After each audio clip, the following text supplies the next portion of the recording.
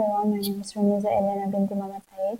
Today I'm going to explain about lab 2 technical physics, which is coefficient of static friction. So I'm going to explain for part A, which is friction properties. And as we can see, for the question 1, I need to show you how did I get this when the box was not in motion. Okay, so first of all,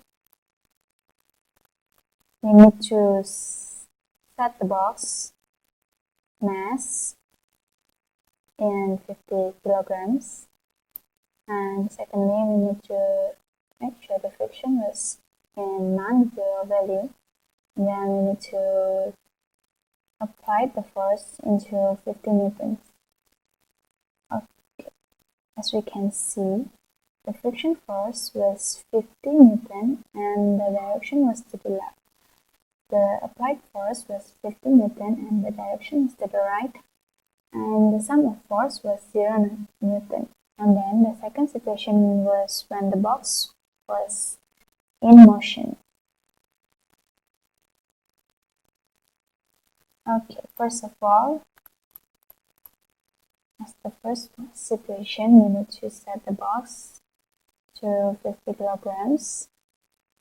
Then we need to make sure the friction was in non-zero value, and then we need to apply the force into 150 newton. As we can see, the box was moving and the friction force was 94 newton and the direction was to the left. The applied force was 150 newton and the direction was to the right. And the sum of the force was 56 newton. Lastly was when 100 kilogram was in motion. The equation asks for the max friction force and the magnitude of the applied force necessary to move the box at constant speed. So first of all, we need to add the box so it will become 100 kilograms, and then we need to apply 500 newton force. As you can see, the friction force was 188 newton. While the box was moving, we need to decrease the force until the value was 0 newton. You can see it become 188 newton, and we need to change it to non-friction and change it to low frictions, and you can see the box was stopped moving. So that's all from me, and my friend will explain for part B.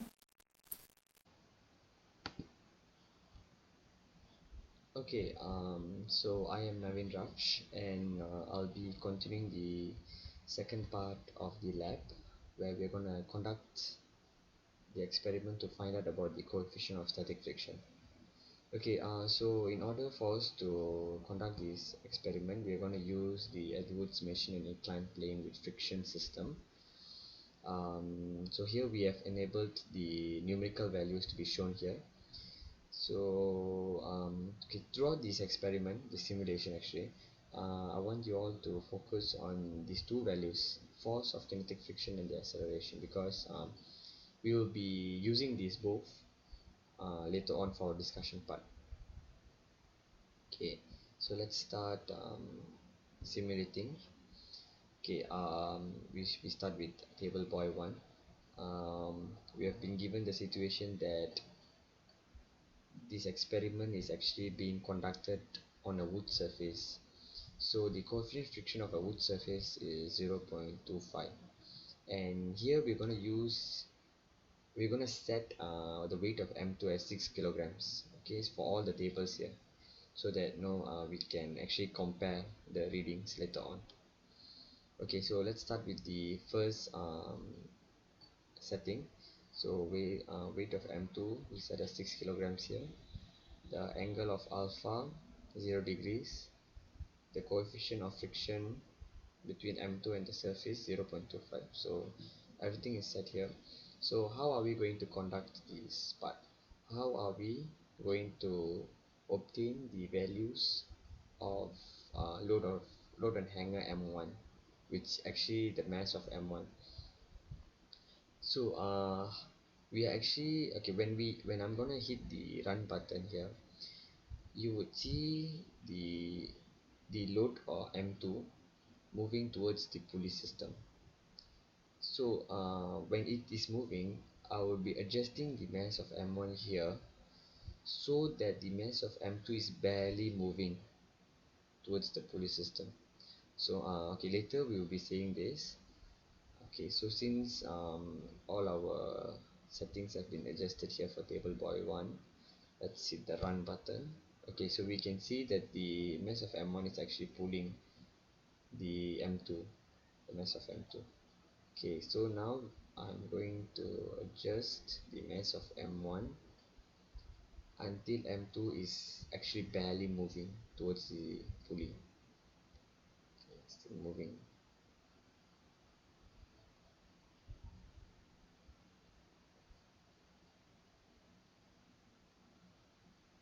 Okay, so at this point, when mass M1 is 1.5 kilograms, the the mass of M1 is no more pulling the mass of M2 towards the pulley system. It's actually stopped. So the ideal mass of M1 that we're going to use is 1.6. Okay, let's hit the run button again. Yep. So this is the reading that we're going to record in our table, okay, of M1, 1.6 kilograms here. So we actually have to times 9.81 to obtain the value of M1 in Newton, which is 15.68 Newton. Okay, so we have settled with the first table. Okay, let's move on to the second table. So what is changed here? What is the manipulated variable in this table? Okay, the only thing that has been changed is the angle. The angle of alpha has been set to 30 degrees. So we're gonna adjust it here. Okay, the angle of alpha is 30 degrees. Okay, 6 kilograms, and the coefficient friction remains constant here. Let me pull this back. Okay, so same, we're going to repeat the experiment when the M2 is barely moving towards the system. Okay, one button. Okay, the mass of M2 has started moving. Okay, it actually stopped moving already here. Okay, yeah, so this is the value that we're going to register into the table. Okay, so we're going to set the value of M1 for boy 2 as 4.4 kilograms. So we again times 9.81 to obtain the value of M1 in Newton. Okay, now moving on to the third table. Okay, the situation here has been changed. Okay, just now we were conducting the experiment in on a wood surface with the coefficient friction of 0.25, but here in table boy 3 they have actually changed the surface to dry concrete on rubber with the angle of alpha as 0 degrees. So dry concrete on rubber has a coefficient friction of 1. So we have to make some adjustments here. The angle of alpha, we set it at 0. The mass of M2, we remain it at 6 kilogram. Okay, so the coefficient friction between M2 and the surface is 1 now. Okay, let's make sure that we have all the values right here. Okay, yep, everything is good here. Okay, so let me pull this back so that we can run it later on. Okay, okay, running it. Okay, we can see the M1 is actually pulling the M2 towards the pulley system.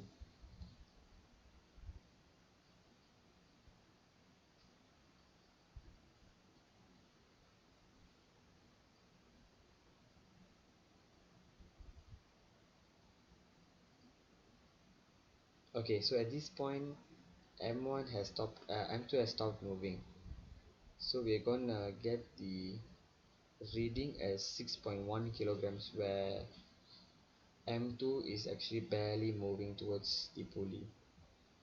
Okay, let's pause that. So yeah, 6.1 kilograms, the same. We are gonna times it by times it with 9.81 to obtain the value of M1 in Newton. Okay, the last table here, they have only changed the angle of alpha to 30 degrees. Okay, so let's change it here, 30 degrees.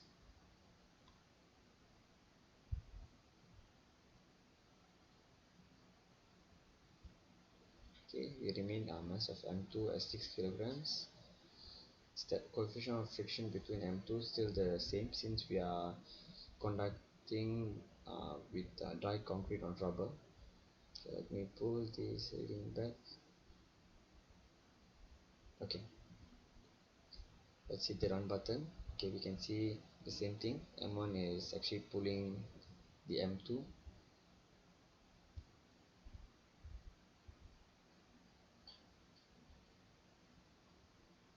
Okay, M2 is still moving here.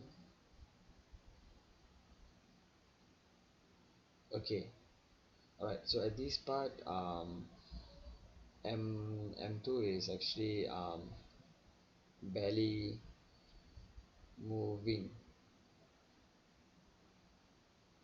Yeah, so we are gonna register that. So that's the last part of the simulation here. So now we are gonna move to the discussion part. Okay, alright, so for the discussion part we already knew that the coefficient friction for the wood surface and the dry concrete on rubber surface as 0.25 and 1 respectively. But here we're going to reconfirm it back, whether do we really get the value back, since we already got the readings just now. Okay, so now I'll be just using one example from here, from the four tables just now. So just now, remember I told you guys that we're going to use the forces of kinetic friction in the acceleration for the discussion part later on. So this is the part lah, we are gonna use it. So let me reset back everything. So if I'm not wrong, was 1.6. Is it 1.6? Yeah, it was 1.6. Okay, so let's just run to make sure that it's okay. All right, so let me just pause it here. Okay, so now we're gonna focus on these two values. Okay, for now maybe just the force of kinetic friction, because we're gonna use it in a while.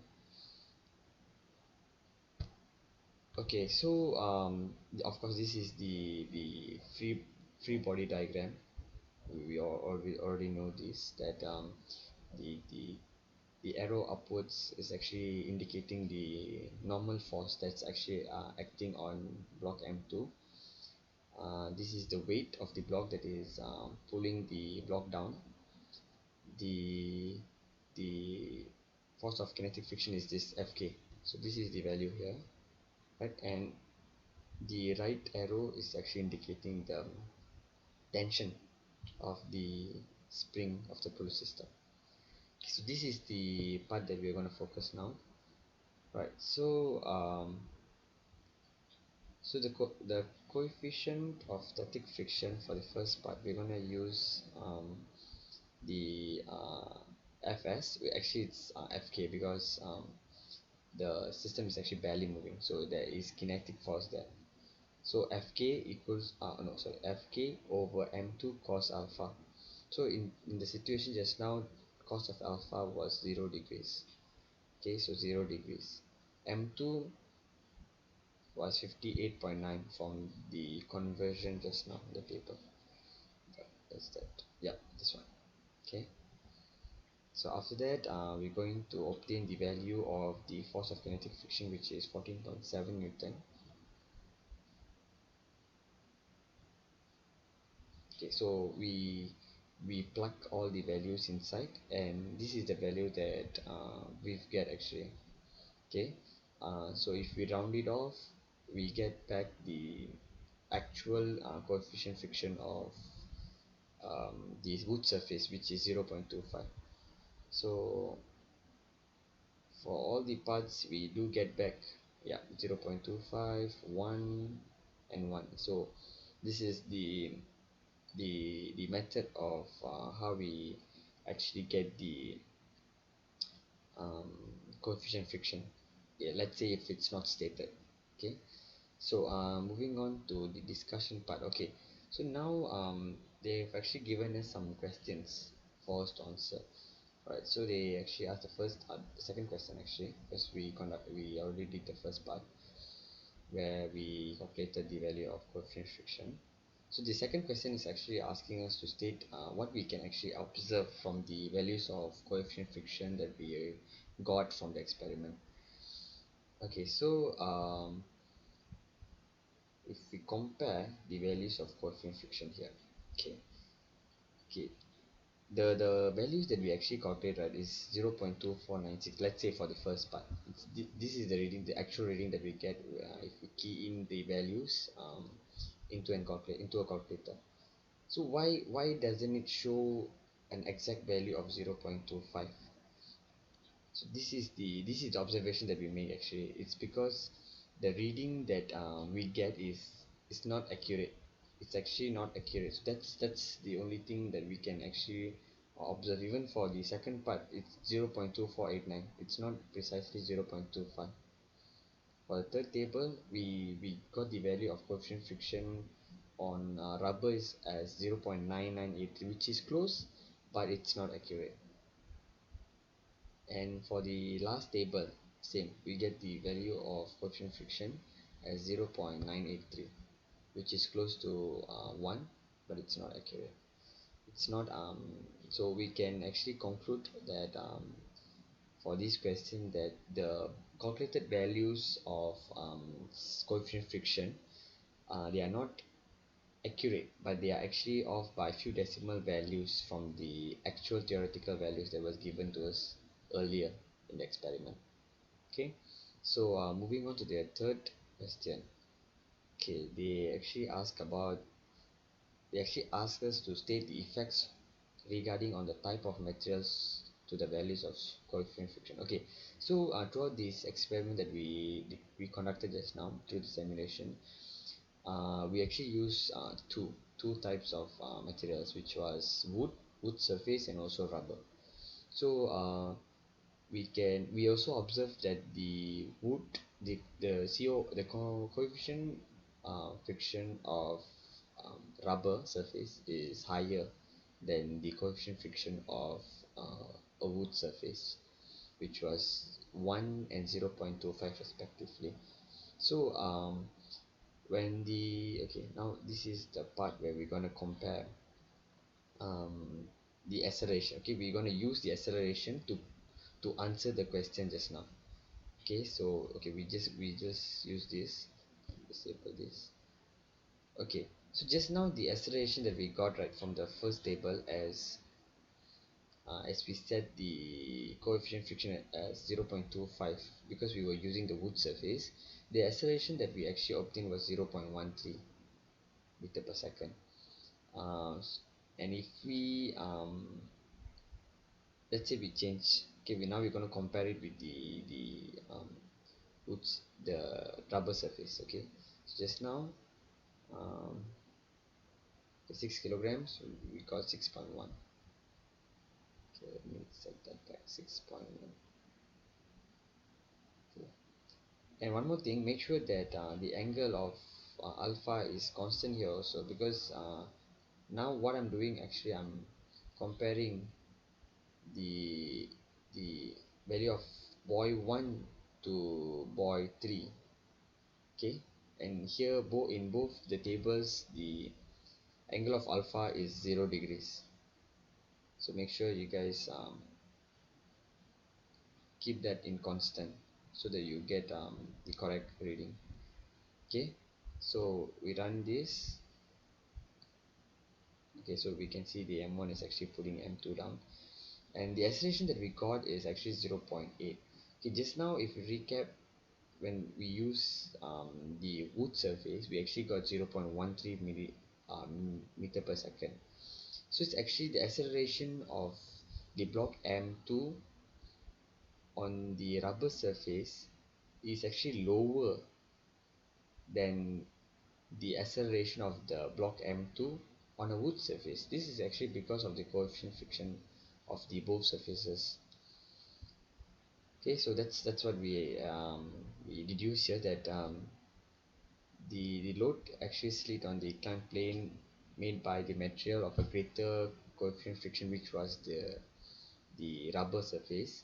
The acceleration of the load is smaller compared to the acceleration of a load on an inclined plane made of a metal with a lower coefficient friction, which was the wood surface with the value of COF as 0.25. Now, moving on to the last question that has been given here, they actually ask us to state the main error that will actually affect the results from the experiment. Okay, of course, we are not conducting this experiment in a physical world, but we are just actually simulating it. Okay, but if we are out to conduct this experiment in physical world, okay, all right, there's a lot of external forces that will be actually acting on in this experiment. One of them is the air resistance. Okay, let's say we know that the mass of M1 is actually pulling the block of M2 towards the pulley system. But if we take a closer look at it, actually this value of M1 would be triggered by external forces like air resistance. Okay, so if since the air resistance is actually present when we are conducting this experiment, it will actually affect the reading of the experiment. So here it's stated that the main error of the experiment, if it is conducted physically, might be the systematic error of the inclined plane and the pulley system, where external forces such as friction force by the pulley system and the air resistance around the load M1 might affect the accuracy of the results of the experiment to be reduced. So we would be actually facing systematic errors when we are conducting this experiment, because of the presence of external forces such as air resistance and the friction force that is present in the pulley system. So that's the end of our lab assessment here. So thank you very much for your attention, and see you all.